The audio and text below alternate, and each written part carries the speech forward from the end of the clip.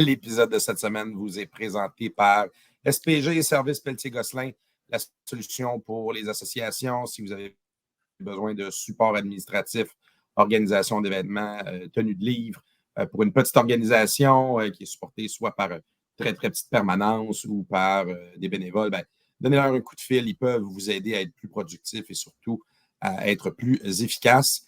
Et par Molson Coors cette semaine qui nous fournit les breuvages dans les tailgates. On va avoir une nouvelle batch. Donc, venez nous voir au tailgate ce vendredi. On va pouvoir vous montrer quel nouveau produit on a reçu de notre ministère. Bonne émission, tout le monde.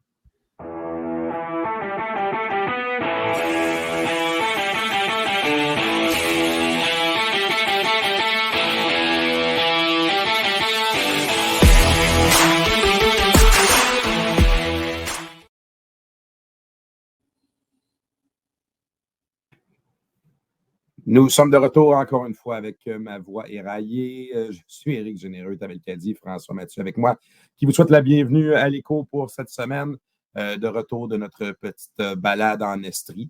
Moi, ça a été un aller-retour. Tam aussi. François, toi, tu as profité du début des couleurs pour explorer un peu les territoires bucoliques de l'Estrie. Exactement. Je suis resté 4 jours. On a profité en masse. Exact. Un beau coin, par exemple. Toujours le fun d'aller faire un tour là-bas. Donc, un beau tailgate avant le match, puis un beau match qui s'en est suivi. On va en parler cette semaine. On va, comme à l'habitude, faire un tour d'horizon de ce qui s'est passé dans le reste du football universitaire canadien. Puis, on va se faire un petit avant-match du programme qui nous est offert ce vendredi. Les Carabins qui reviennent sur la montagne pour accueillir les Oiseaux rouges de McGill en Friday Night Lights sur la montagne. Donc, ce serait une belle soirée. Il annonce beau en plus, en perspective. Donc, ça devrait être bien. Vous avez les pointages à l'écran, les Carabins qui l'ont emporté 26-6. On vous donne rapidement le sommaire du match. À leur première séquence offensive, les Carabins réussissent à faire avancer le ballon 68 verges, ne réussissent pas à atteindre la zone des buts, mais c'est quand même bon pour un placement de Philippe Boyer. C'est bien sur celui-là que le pied d'appui lui a parti sur le gazon naturel de Sherbrooke. Donc, beaucoup d'adaptations à avoir. Pour les batteurs, ça n'a pas été une journée toute facile, quoique Boyer a fini 3-3 quand même. Sherbrooke reprend le ballon à leur tour d'avancer 46 verges, se mettent à portée de tir pour égaler le score 3-3. Et juste avant... les Carabins reprennent le ballon, on se l'échange. Et juste au retour du deuxième quart, c'est la fin d'une séquence de 84 verges quand Sénécal trouve Iraghi Muganda qui gambade derrière la défensive de Sherbrooke pour atteindre la terre promise. C'est 10-3 Montréal au début du deuxième. On devrait attendre un peu plus loin dans le deuxième quart pour un second placement de Philippe Boyer et un touché de sûreté par la suite accordé par Sherbrooke, ce qui nous amène à 15-3, un rouge, et ça nous amène à la demi, 16-3 Carabins à la mi-temps. Peu d'action dans la deuxième, sinon au troisième quart, un autre placement de Philippe Boyer, une superbe course de Lucas Dembélé sur 21 verges pour un touché. Le deuxième du match des Carabins. Ça a amené le score 26-3.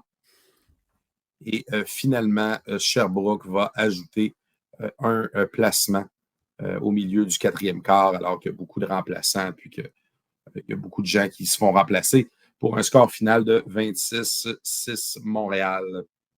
On va commencer par un petit tour de table. Tam, qu'est-ce que tu as pensé de ce match-là? Ouais, j'étais dans les estrades, puis on parlait du match, puis j'étais comme... on n'avait pas les stats devant nous, on regardait juste le match, on fait comme, il y a quelque chose qui cloche, il y a quelque chose qui cloche. Puis là, après le match, je check les stats, je fais comme, hey, mais Joe, quand même 30 en 38,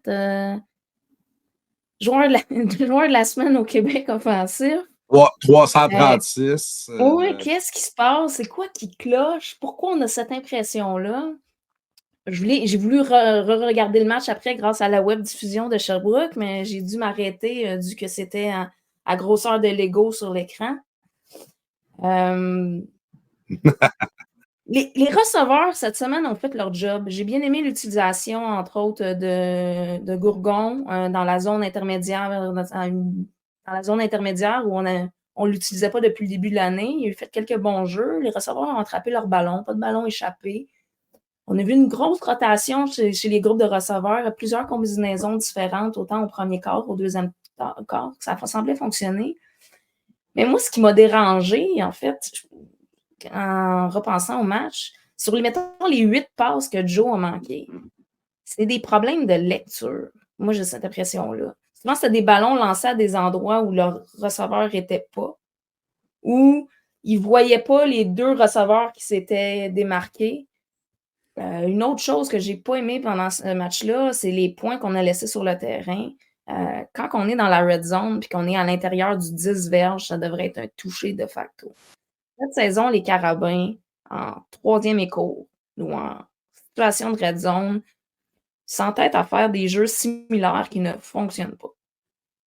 Même chose en fin de match, quand ils veulent écouler le temps, ils vont avec des schémas de jeu qui n'emploient pas du tout durant le reste du match, qui font que ça ne fonctionne pas, puis qu'on redonne le ballon à l'adversaire avec plus de temps qu'on voudrait. Mais on s'entend à la fin, il y avait beaucoup de remplaçants pour garder le ballon au sol. Là. Il y avait beaucoup de ça aussi. Non, c'est les choix de jeu. Oui, non, je le sais, mais c'est le choix de jeu. Moi, c'est les choix de jeu dans ces situations-là. Ça fait plusieurs saisons qu'on a des problèmes dans la red zone, qu'on a des problèmes en 3e et court, puis on n'a pas encore trouvé une solution. Dans le fond, regarde ça, j'ai pas la réponse. François, tes impressions là-dessus?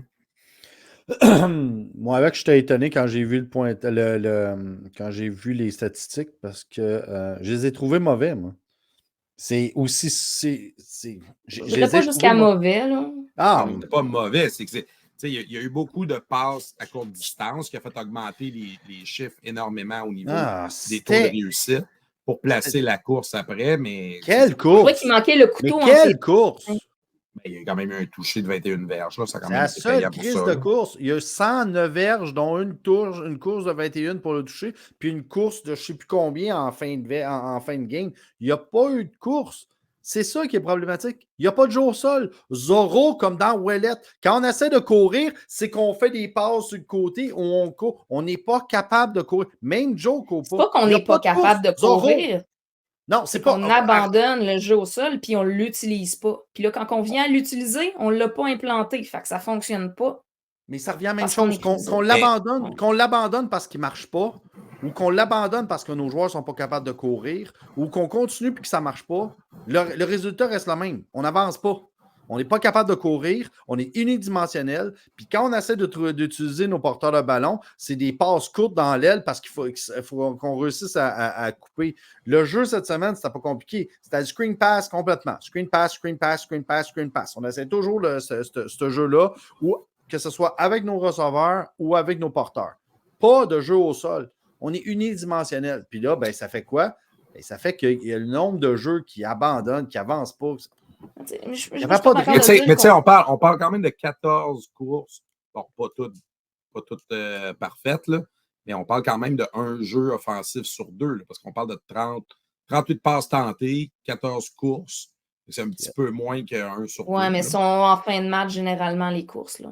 Ça a donné, au 4e quart. C'est ça. Puis ça a donné 109 verges au total. Non, mais moi, je suis pas d'accord. Le jeu au sol fonctionne. Les porteurs de ballon ont des bonnes moyennes dans tous les matchs, ou à peu près, là, peut-être contre Laval, là, de course. Mais moi, ce qui me tente, c'est qu'on ait toujours en premier essai essayer une passe longue au lieu d'essayer de se raccourcir leur terrain. On se met toujours dans des situations que si la passe est manquée, on est en 2 et long. On est en 2 et long. On est en 2 et long. Ça, c'est tannant. Parce que tu fermes la moitié de ton livre de jeu à chaque fois. T'sais, si tu vas chercher un 4, 5, 6 verges, tu ouvres tes options de jeu pour le deuxième essai. Je suis d'accord, mais on n'est même pas capable d'avancer. Là, tu me dis, mais les porteurs de ballon ont une bonne moyenne. Et donc, Dembélé a 34 verges, dont un de 21. Il n'a pas couru. Il n'a pas réussi à percer. On n'a jamais réussi à percer. Tout ce qu'on fait, c'est de courir sur le côté, pas capable de rentrer en plein centre, même sur... Il faut tout le temps courir hors l'aile parce que si on rentre, que ce soit directement au centre ou sur les gardes, on ne réussit pas à passer. On n'a pas réussi à trouver un porteur de ballon qui est capable de faire Pour moi, c'est pas ça le problème. De ballon. Ben, pour moi, c'est le choix de jeu sur la course qui est problématique. Joe fait juste faire rentrer dedans. Pour moi, c'est le choix de jeu sur le courage de ballon qui est problématique. Parce qu'on s'entêtait à vouloir courir et à passer au centre à droite, alors que tu avais les deux vétérans de la D-line de Sherbrooke qui étaient à droite. Dès qu'on a commencé à courir à gauche, ça passait. Ben, ça n'a pas dû passer bien, parce que ça en verge. Non, je sais, François, mais tu en as 300 plus par la passe. Clairement, la stratégie, c'était d'établir la passe, d'essayer d'avoir un rythme. 9 receveurs différents. Comme tu dis, il n'y a pas eu de drop. Le taux de passe complété est quand même très élevé. Excellent. Sherbrooke accordant en moyenne 300 verges par match, pas 300 verges, mais 200 verges par match par la course. Là. On aurait dû être capable de courir autant qu'on voulait. Là. Puis moi, au premier quart, la stratégie, c'était de passer, clairement. Là, parce qu'on l'a vu, le livre de jeu, c'était des passes latérales, c'était des screens, c'était des passes courtes. Il y a eu une couple de tentatives longues. Il y en a une qui a fonctionné. Et le reste, c'était de distribuer le ballon puis d'essayer de faire reculer la défensive. Clairement, c'était ça. L'idée, si c'était de courir, clairement, c'était pas ça. La course venait après. Là.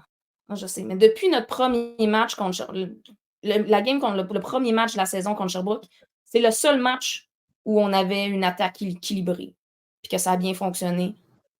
Puis que Joe restait dans sa pocket. Puis que on a les deux phases de jeu. Après ça, dès qu'on a deux courses qui ne fonctionnent pas, on s'entête à lancer le ballon, puis on ne revient pas. Puis on revient juste dans des situations de course qui ne fonctionnent pas. Pour moi, le play calling, là, j'ai des doutes. Mais comme je disais, l'idée, c'est un corps arrière qui est capable de distribuer le ballon. Si la passe fonctionne, tu n'as pas nécessairement besoin de t'en éloigner parce qu'il faut se rappeler, le football canadien, là, ça te prend un jeu de 20-30 verges dans ta séquence. Dans ta séquence, va nulle part. À moins qu'il te donne une pénalité pour avancer. Ouais. Parce que sinon, le terrain. Mais rendu au mois de novembre, là, ta course, il faut qu'elle fonctionne. Puis si tu ne l'as pas essayé de l'année, ben, elle ne fonctionnera pas rendu au mois de novembre, ta course. Non, mais je pense que la préoccupation, là, oui, exactement. Mais tu sais, là, l'offensive avait différentes situations de problèmes de rythme. Là. Je pense qu'au niveau de la passe, ça s'est amélioré. Mais c'est sûr qu'au niveau de la course, ça pourrait être mieux. Évidemment. Moi, il n'y a rien qui m'a impressionné. Je trouvais que ça la défensive a super bien joué, à part l'indiscipline. Je n'ai même pas parlé de la défensive. Je parle juste en offensive. Là. Il n'y a rien qui m'a fait écarquiller les yeux. C'est pour ça que j'étais étonné de voir les statistiques. Puis effectivement, là, tu regardes ça, 30-38 de Joe. Ouais, OK, mais il a pas mal joué. Mais il n'y a pas la même fluidité. Il y avait de la discussion. Je sais que le style de terrain, c'était de la merde. Puis probablement qu'on l'empêche de courir pour pas qu'il se défonce les chevilles. Je le sais. Là. Mais moi, je veux pas qu'il court non plus. Ouais, mais on veut pas qu'il court, mais quand ton joueur le plus rapide de ton équipe, c'est ton porteur de ballon, puis que c'est ça qui a fait que tout le temps, depuis qu'il est là, que c'est ce qui a ouvert le jeu, à un moment donné, on ne peut pas empêcher un cheval de courir. C'est ton meilleur coureur. Je sais pas, moi, depuis 2-3 games, je trouve que Joe sort de la pochette trop rapidement, trop souvent, puis qu'il se met dans des situations de déséquilibre pour lancer tout le temps au lieu de rester puis d'aller dans les passes. Première lecture, deuxième lecture. Je sais pas. Moi, il y a quelque chose qui me... Est-ce que c'est le choix de jeu qui est calé, qui n'est pas à l'aise avec? Je sais pas. Mais il y a quelque chose depuis 2-3 matchs. Je trouve que c'est moins fluide. Ben, c'est soit qu'il sort parce que la pénétration rentre trop rapidement, ou soit qu'il sort parce qu'il faut qu'il donne du temps à ses receveurs de pouvoir se démarquer. Mais c'est... j'ai trouvé que les receveurs cette semaine se démarquaient plus facilement. Souvent, je voyais les lectures, je disais, OK, lui, il est libre. Alors qu'il y a 2 semaines, j'aurais pas pu te dire, il y en a 2 de libres. Et je suis d'accord avec toi. Je commence à triper sur Enrique. Là. Moi, j'avais mentionné à un moment donné quand on était dans les estrades, la fameuse passe latérale. Souvent, on l'a fait avec le receveur arrêté. C'est sûr qu'après ça, ça implique qu'il faut qu'il reprenne la vitesse. Enrique, je l'avais vu là, en mouvement, attrape le ballon en mouvement, garde 100% de sa vitesse d'école. Ben, lui, quand il est en vitesse, Comme un tracé d'expert. C'était beau à voir. Là. Enrique puis Muganda ensemble, là, ça donne de la rapidité. Moi, j'ai vraiment bien aimé le match le... de Muganda. Ouais, le Canal Charles aussi, Ralph Canal Charles, utilisé vraiment énormément ce coup-là. Il est grand, il est gros. Et on peut l'utiliser. Ce qui est plate, c'est qu'une couple de fois, il était tout seul. Il aurait pu pogner des ballons plus loin. Il court plus vite qu'on a l'impression. Donc, il faut l'utiliser. Effectivement, on a bien envoyé le ballon, on a distribué le ballon.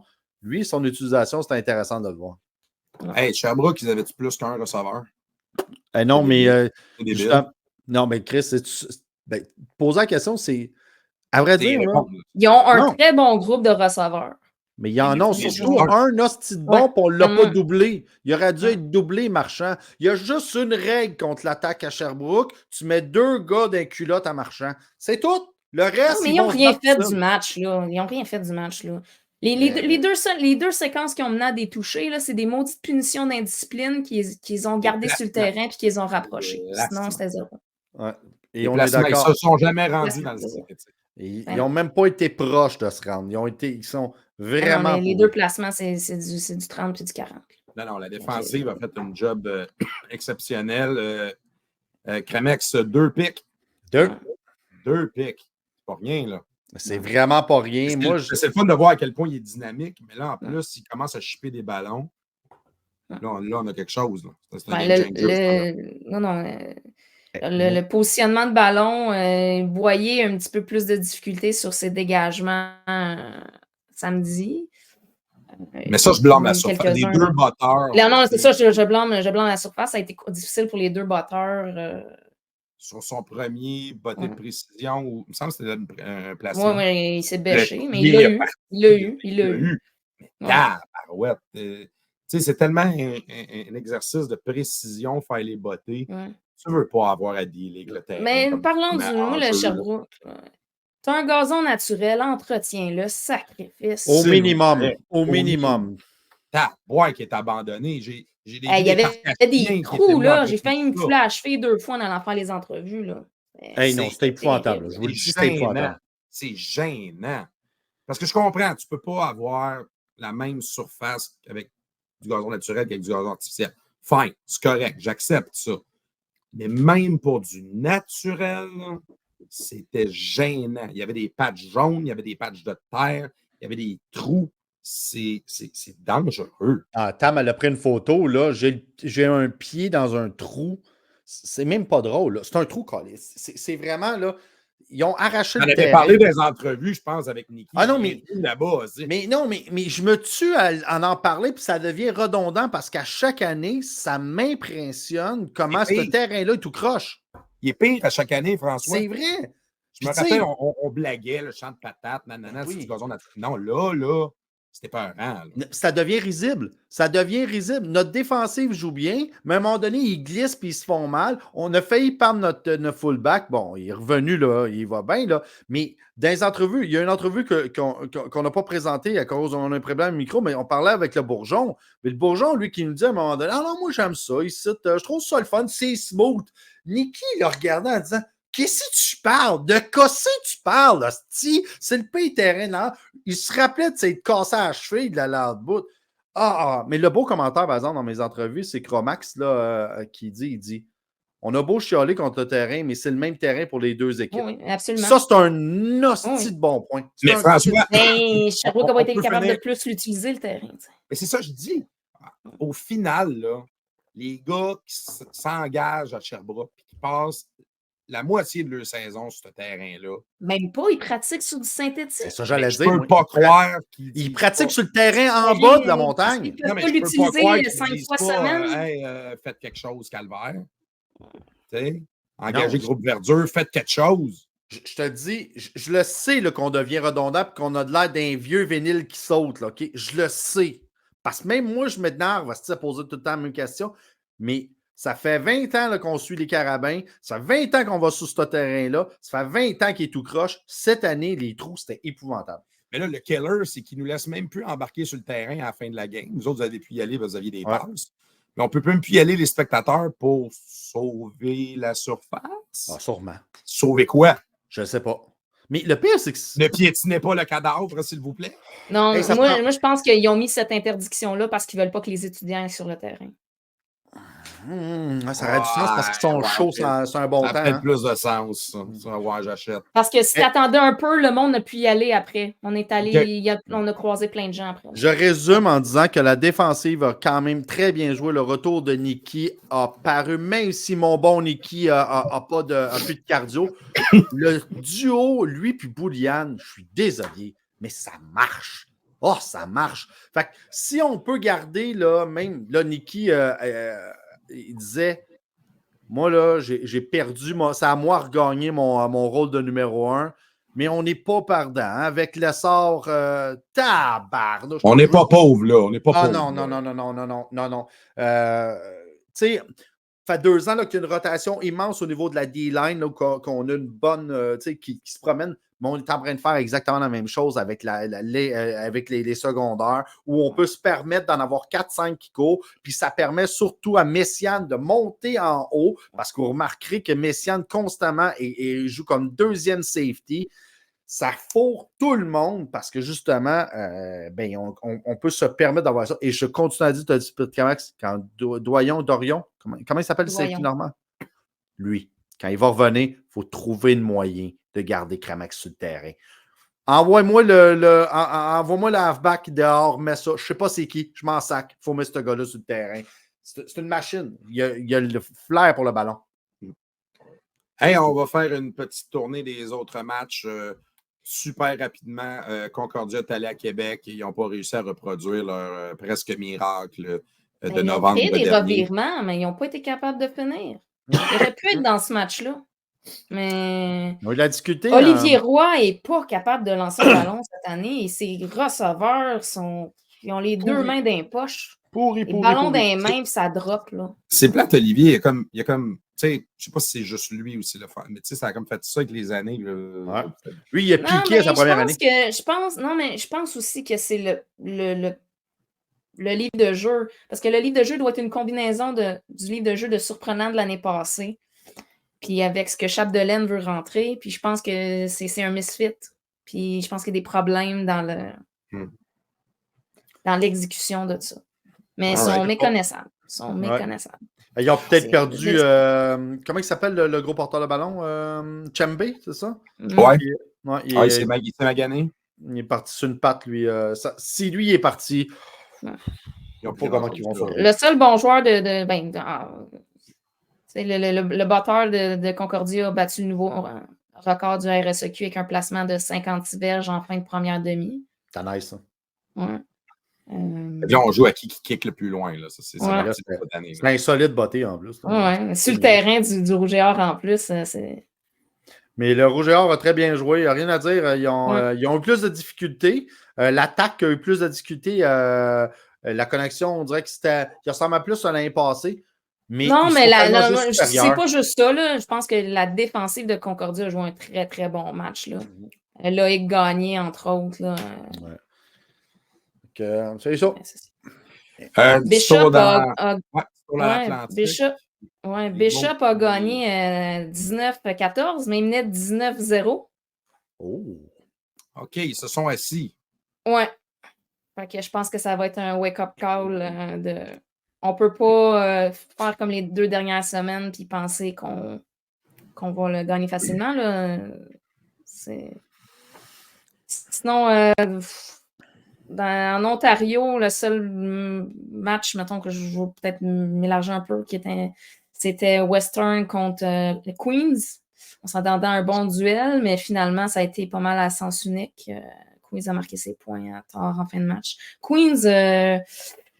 ils ont des bons matchs quand leur course fonctionne, puis ça n'a pas fonctionné cette semaine. Donc, c'est ça. Même chose pour les GGs d'Ottawa. Quand leur porteur de ballon porte plus que 120 verges par match, ils gagnent le match. Là, ça n'a pas été le cas. Fait qu'ils ont perdu contre Laurier. Waterloo a gagné une. Oui, ça, c'est surprenant. C'est surprenant contre Guelph. Contre Guelph. Puis Windsor qui a massacré Toronto. Les pauvres Toronto. Les pauvres petits bleus. Ben oui. Puis dans l'Ouest, est-ce qu'il y a des surprises là? Ça tourne encore? Est-ce que tout le monde qui va tout le monde? Saskatchewan puis UBC perdaient au début du 4e quart, les deux dans leur match. Ils ont fait une remontée en fin de match, les deux, pour gagner. Les Bisons, ça a été un walk in the park. Regina, leur QB, à peine à 50% sur les lancers. Deux pics. Une journée très, très, très difficile au bureau. Là. All right. C'est un peu notre tour d'horizon. Est-ce qu'on a des choses intéressantes à surveiller? BU qui retourne à Saint-FX? Oui. Ça va être intéressant de voir comment Saint-FX va rebondir de leur défaite contre BU. Sinon, Queens contre Laurier, ça risque d'être très intéressant. Sinon, il y a, pour finir la semaine, le dimanche, il y a le Panda Game. Carleton contre les GGs au TD Place. La beuverie à ciel ouvert. Oui. Ça fait 3 semaines qu'ils mettent des mises en garde aux étudiants sur la boisson. J'imagine que ça va s'améliorer là, parce que ça ne pouvait plus continuer comme ça, vraiment. Tu vois, UBC s'est replacé dans l'Ouest avec 3 victoires de suite, surtout grâce à l'éclosion de leur jeu au sol avec Knight, qui leur permet d'être dans le coup. Fait que ça va être une équipe à suivre en deuxième moitié de saison, surtout à leur deuxième match contre le Manitoba pour voir qui risque de finir premier de cette section-là. Le match contre Alberta contre UBC, ça risque d'être intéressant. Là. Alberta a eu de la difficulté dans les dernières semaines, puis ils vont essayer de vouloir se repositionner pour essayer d'avoir l'avantage du terrain en fin de saison. Puis Saskatchewan, Manitoba, c'est tout le temps des bons matchs. Là. Au Québec, les Verts vont chez les Bourgognes. En principe, les Stingers ont l'avantage, mais ils trouvent les moyens de perdre cette année. Moi, je ne gagerais pas là-dessus. Moi. Non, c'est ça. Sûr. Que les Stingers vont gagner. Non, c'est ça. Sherbrooke peut peut-être surprendre. Là. Ouais, même si Sherbrooke sont incroyablement mauvais, mais ils réussissent toujours à sortir une bonne game contre des moins bons. Puis les Stingers sont vraiment sur une pente descendante. À vrai dire, ils sont inégales. Ils ne sont pas capables, ils ne sont pas constants. Ils sortent des bonnes games comme nous autres. Ils ont relativement bien joué la semaine passée, mais ils ont été épouvantables contre McGill. Mais leur défensive joue bien depuis 3 matchs. Là. C'est leur offensive qui leur fait mal. Là. Ça, puis les revirements. Oui, mais Sherbrooke a une bonne défensive. Même si ça n'a pas vraiment paru contre nous autres. Si Concordia n'est pas capable de bouger le ballon, tu donnes l'avantage à Sherbrooke. Mais ils sont capables de bouger un peu le ballon. C'est dur à déterminer. Le match-up est bizarre parce que c'est 2 équipes... ils ont des forces et des faiblesses qui ne sont pas contraires. Fait que c'est... Non, c'est ça. Puis ils ont de la difficulté. C'est 2 équipes qui ont des difficultés, mais probablement que ça va relever pendant ce game-là. En tout cas, ça reste une bonne joue avec la hargne tout le temps. Tu sais. Oui. C'est celui qui sera le plus motivé des deux. On va le dire, Sherbrooke, l'état-major de Sherbrooke est crissement moins désagréable que les anciennes éditions. J'étais sur le terrain à côté d'eux autres. On est loin de l'ancienne garde. Ils sont peut-être sur la bonne voie. Ils ne sont pas engagés encore. En tout cas, la chaîne a débarqué parce que la chaîne n'était plus là. Ah! Good! Ça fait du bien. McGill s'en vient donc au Sepsum pour un petit Friday Night Lights. On va en profiter pour commémorer les 10 ans de la première Coupe Vanier. Pourquoi? Parce que c'est une promo. Là. C'est ça qu'ils font. Tu n'as pas lu ton infolette? Pour une raison que j'ignore, je ne reçois jamais l'infolette. Moi, je l'ai reçu plus tard, mais oui. Pour une raison que j'ignore, même ça, si... ton problème, François, moi, je la reçois 2 fois. C'est moi qui la tienne. Ah! Et j'ai beau me réabonner constamment quand je rachète des billets pour... là, j'en ai une douzaine encore, ce coup-là. Là, et je ne reçois toujours pas l'infolette. Ben là. Mais non, commémoration de la première Coupe Vanier d'il y a 10 ans, gagnée sur le terrain de McGill. Je ne sais pas si c'est par design. Mais bon, fait que ça va être au programme. Et puis, je trouve ça bien cool. Je pense qu'ils ont voulu créer un événement pour essayer de pouler le Sepsum un autre match dans la saison, puis c'est en voie d'être réussi. Oui, mais on devrait avoir une très bonne. Il restait presque plus de billets. Ouais, mais je trouve ça bien cool, là. Je fais juste pas mais on n'a pas fêté celle de l'année passée. Et on n'a toujours pas de bannière dans notre style de stade. Je dis ça. Oui, mais ça, je pense que c'était par design. Là. Ça a été très réfléchi et très décidé. Maintenant, on peut être d'accord ou non. Non, mais... Comme fan, c'est sûr que c'est plus difficile d'être d'accord. On en a parlé quand on est revenu. Sans célébrer, tu peux mettre une bannière ou quelque chose. Exactement. Nous en avons parlé quand on est revenu de Queens. OK. Les autres, tout leur sport, il y a des bannières avec tous leurs championnats. Ils ont mis juste une murale avec les autres. Et on a tous en mémoire de quoi qu'on a vu à la télé, dans un film, quoi que ce soit, un stade collégial, secondaire, universitaire américain dans lequel ils ont au moins une bannière ou juste ça, champion national, pour avoir champion celle de football puis celle de soccer aussi. Là. Je ne demande pas d'avoir laissé la grande bannière blanche qu'on a hissée justement il y a 10 ans. Juste à quelque part dans le stade, est-ce qu'on peut marquer que nous sommes champions canadiens 2014, champions québécois et ainsi de suite et ainsi de suite. Là, un peu de pavoiser. On peut-tu pavoiser un peu? Il y a aussi un match de football au programme. Donc, les Rouges qui sont actuellement troisième au classement qui s'amènent. Bon, historiquement, un match contre McGill, c'est plus comme un sparring contest pour essayer de replacer notre timing. Ça pourrait être encore la même chose, mais on a quand même un McGill assez confiant qui progresse. Peut-être pas encore assez pour challenger, mais est-ce que ça pourrait donner un bon match? Vous vous attendez à quoi pour cet affrontement-là? François, je commence avec toi. Pas grand-chose.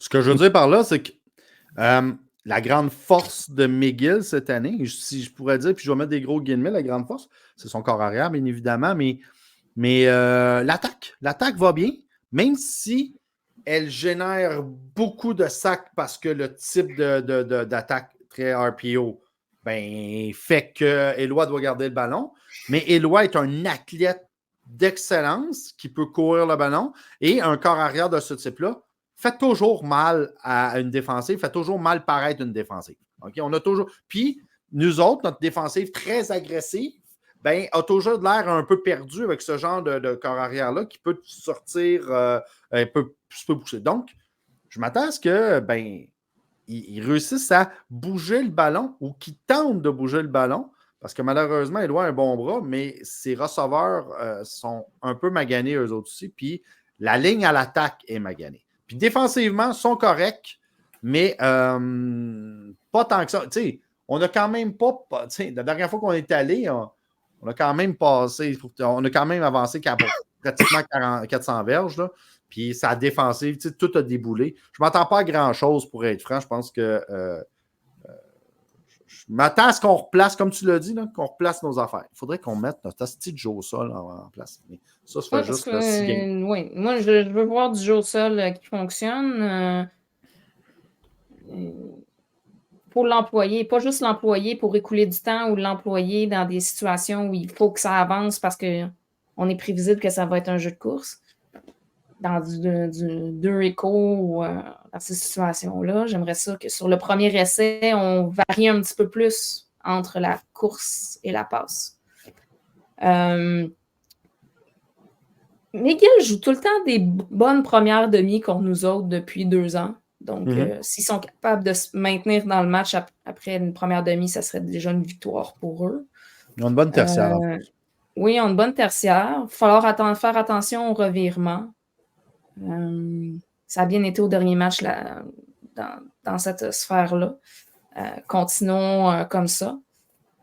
J'ai hâte de voir les combinaisons de receveurs qu'on va employer parce qu'il y en a certains qu'on a moins vus au dernier match, puis il y en a d'autres qui ont eu des promotions. Donc, ça a bien fonctionné. J'ai hâte de voir ça. Juste une petite attention aux statistiques. Là, on parle beaucoup d'Éloi Latendresse, Régimbal. Juste regarder ses statistiques à l'écran. Il y a plus de portée de ballon que Lucas Dembélé. pour une différence de diverge. Il y a un touché de plus. C'est débile à quel point. Il y a plus de touchés par la course qu'il y en a par la passe. Mais c'est un athlète d'exception. Il faut juste pour il le pourrait fun, jouer pro sans être QB. Oui. C'est ça. Ah oui. Comme Brouillette. Brouillette dans le temps, ouais, c'est ça. Si vous, Brouillette était nullement la qualité de corps arrière que Éloi est. Non, exact, mais on parle on parle du côté athlète. Ouais, c'est ça. C'est même pas proche. Il refait plus penser à celui qui était avec Ottawa, là, Sinopoli ou quelque chose de même. Là. Ah, peu importe. Si vous allez sur le terrain, allez vous asseoir, allez vous mettre à côté de lui, vous allez voir que c'est un petit monsieur, un gros que. C'est un monsieur. C'est une pièce de mesure. C'est un monsieur. C'est un monsieur. Offensivement, McGill, si tu réussis à enlever Simons puis Kouaboué, il reste rien. Là. Et moi, ce qui me fait capoter, c'est 11 réceptions pour une moyenne de 31. Fait que là, lui, c'est le gars à home run, si je comprends bien. Ouais. Tu l'essayes pour avoir le gros jeu. Puis Simmons, lui aussi, mais c'est peut-être plus le gars à haut pourcentage, mettons. Mais regarde toutes leurs. C'est comme. Mais c'est quand même surprenant que Simmons ait juste touché 10 fois au ballon depuis le début de l'année. Mais regarde les moyennes. C'est immense. On ne passe pas souvent le ballon, mais quand on les passe, ça marche en tabarnouche. Des moyennes de 31, de 20, de 17 pour les 3 premiers. Je suis désolé, mais ça marche en Mais pour ça, il faut que le roll-line tienne plus longtemps. Parce que là, Éloi, il prie à courir tout le temps parce que la ligne ne tient pas. Puis regarde, 50 en 98, on avoisine les 50%, c'est bas. C'est très bas. Oui, mais Éloi, il a toujours eu ça en carrière, même cégep. C'est un type de corps arrière qui teste la longue passe. Exactement, c'est représentatif du type de jeu qu'il tente de faire. Donc, ça va être soit je cours, soit je la sac dans le fond, avec un pourcentage de réussite que ça donne. Encore une fois, donc, ce qui veut dire qu'il va y avoir notre O-line qui devra mettre, notre D-line, notre D-line devra mettre beaucoup de pression. On avait fait 6 sacs la dernière fois. Si on peut aller en chercher un peu plus. Puis, quand on va rentrer comme ça... C'est pas nécessairement de faire plus de sacs, c'est de mettre de la pression. Quand tu mets la pression, il ne faut pas qu'il puisse sortir de cette pression-là et aller chercher un 10-15. Mais là, c'est la tertiaire avec un gars comme ça, on le voit. Il n'y a pas beaucoup de jeux, mais quand c'est des jeux qui font mal. Et c'est exactement ce qui nous était arrivé lors de la game à McGill. C'était des jeux, des longues passes parce qu'il y a le bras pour jouer côté large. Puis, on se rappelle que côté large, c'est ça. C'est côté large. Fait que ça peut passer. Fait que la tertiaire, notre tertiaire risque, c'est ça. Notre tertiaire risque de se faire tester pas mal sur ce côté-là. Puis, on s'entend quand même. Là, on parle quand même des attaques, puis défensivement, on n'accorde pas tant de verges que ça non plus par match. Là, on chiale pour chialer ici. Là, notre défensive, elle plie, mais elle ne casse pas comme l'année passée. Là. Tam, on chiale pour chialer, comme je le dis depuis le début de l'année, parce qu'on sait que notre équipe est supposée d'être meilleure que ce qu'elle est présentement. Oui, elle ne donne pas beaucoup de points, mais elle en donne plus qu'elle devrait en donner. Selon notre standard à nous autres, elle devrait en donner moins que ça. Elle ne casse pas, effectivement. Mais on a peut-être été gâtés. C'est sûr qu'on a été gâtés. Moi, j'ai rien à redire contre la défensive depuis le début de l'année. Avec les changements, ça prend un peu plus de temps, puis de trouver les combinaisons, puis tout ça. Mais moi, je suis contente. C'est offensivement que tu as essentiellement le même noyau. Tu as une O-line expérimentée qui est capable de maintenir la ligne, mais on n'avance pas. Je sais pas. En tout cas, c'est ça. C'est de voir contre qui et contre quoi. On avance, mais on ne termine pas. Voilà, dit comme ça. All right, donc c'est match 19h, tailgate 16h, comme à l'habitude. Donc, comme j'ai dit, on devrait avoir des nouveaux petits produits. Donc, venez nous voir. La boutique Montagnard va être ouverte. On ne fait pas de promo spéciale, nous, cette semaine. Fait que c'est un petit tailgate classique. Venez nous voir. On va avoir le grill, amenez vos trucs. Ils vont en avoir de disponibles. On va pouvoir avoir les consommations pour les membres. Si vous n'êtes pas encore membre, il est encore temps de nous encourager et de contribuer à la cause. Via le code QR qui est à l'écran, sinon notre page Facebook Et puis, pour nous suivre, les différents médias sociaux, sinon notre chaîne YouTube que vous êtes peut-être en train de consulter à l'instant. Merci à vous deux. Bonne fin de la semaine et on se voit vendredi. Bye bye tout le monde.